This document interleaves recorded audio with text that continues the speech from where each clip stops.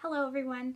Today I would like to talk about the accommodations that can be put into place in a general education classroom in order to fit the needs of deaf and hard of hearing students. The things that I will be talking about today are by no means an exhaustive list of the different things that can be put in place in order to accommodate the needs of deaf and hard of hearing students, but are a mere starting point of things to consider when creating a 504 plan or an IEP. It is also worth noting that not every single thing on this video will be effective for each and every deaf and hard of hearing student, and that these accommodations will vary from student to student as parents, family members, and other members of the child study team collaborate in order to figure out which accommodations will best suit each child when working towards their goals. One thing that I would like to do first is to define what exactly an accommodation is. And an accommodation, by definition, is anything that provides access to communication and instruction for the student. So the first type of accommodation that I would like to talk about would be the amplification accommodations. So the amplification options typically include a student's personal hearing device and something else. So a personal hearing device could be a cochlear implant, a hearing aid, or a BAHA. And those are worn specifically by the student, and it may be used in conjunction with another amplification option in the classroom. One of the first ones being an FM system.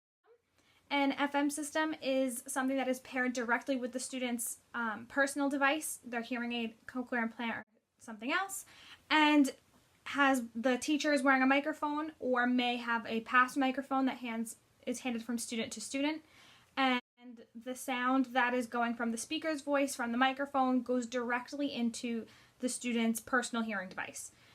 Therefore, nobody else in the classroom can hear it. The teacher cannot hear the amplified sound. The students cannot hear the amplified sound because it is paired directly with the deaf or hard of hearing student's personal device. Another option would be a sound field system. This is similar to an FM system but has slight differences. In this case, the student's personal device is not hooked up to the sound field system.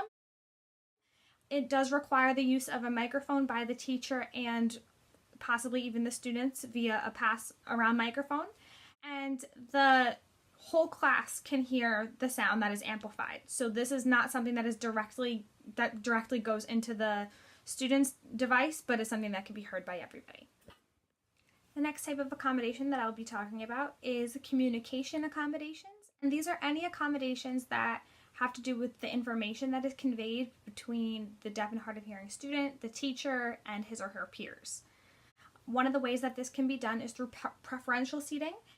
And preferential seating is exactly what it sounds like. It's just that the student who is deaf or hard of hearing has better access to the person who is the main speaker. So this may mean that the student is sitting closer to the teacher or up front. And this way, the student has better access to sound directly coming from the speaker's voice, but also any visuals that may be conveyed. And in terms of seating arrangements and desks and stuff like that, preferential seating may be in a U shape or in an O shape, a circular shape, so that the student has visual of all of the people that are speaking or other potential speakers in the room. And the final thing is to check for understanding on a frequent basis. Especially when a lot of information is being conveyed in a short period of time, it's very easy for a student to get a little bit confused or lost.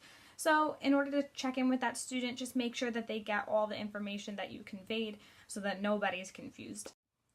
The next type of accommodation that I would like to talk about is a physical environment accommodation.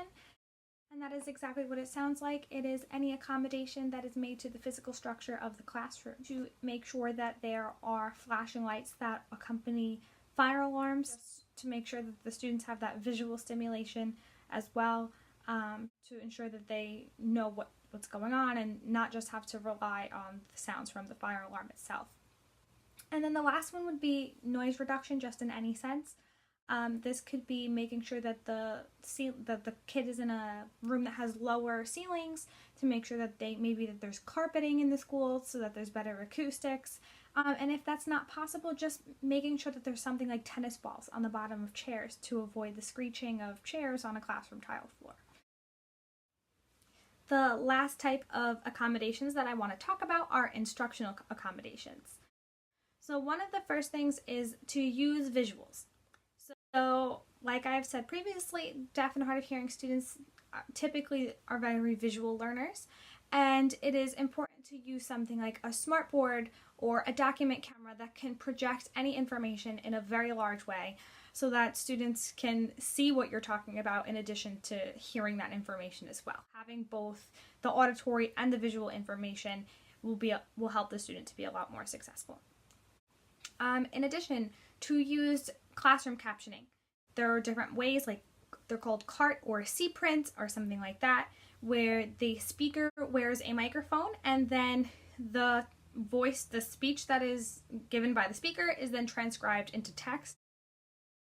In addition, all videos like this one should be captioned for the student using closed captioning. And it is important to notice that even when you're looking at videos online, like let's say YouTube or something like that, it's important to screen those videos before you show them, because sometimes the captions that are created during their automatic captioning are a little bit off. So just to make sure that the captions are true to what you want them to be and to make sure that they're completely accessible. A last thing could just be to have a note taker or a buddy system for notes. That way the student can just take in all the information auditorily and visually and does not need to rely on looking up and down from the speaker to their notes, to the speaker to the notes, in order to convey all that information.